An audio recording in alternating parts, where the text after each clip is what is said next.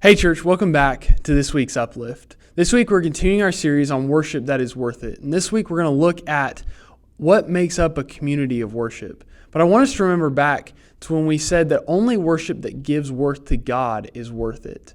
When we think about a community of worship and what makes up this community and what makes it unique, I think about the passage in Matthew chapter 18 and verse 20 about what makes authentic community that worships together. And when Jesus says that there's two or three that are gathered in my name, it says that this genuine worship, this genuine community, there's the presence of Christ is there. It's seen there. It's felt there.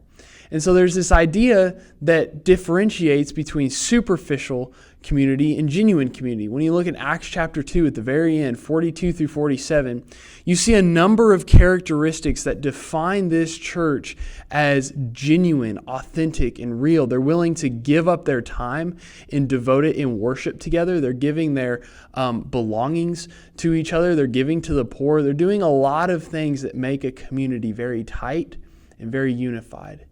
And so the question becomes, what makes superficial community and what makes a genuine community?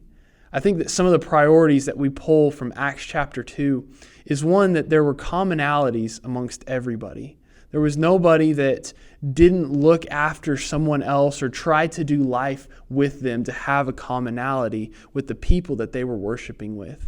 You also look at the idea of devotion. They were daily devoted, going to the temple and worshiping together. And lastly, you look at this community and there's intimacy involved in it. There's something that makes them knit together at the deepest level within their lives. And so I want us to remember this: a community that does life together will build each other up in worship.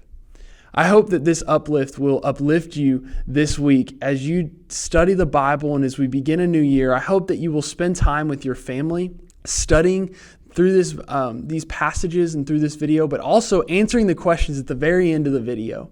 Thanks for joining us, and I hope to see you all next week.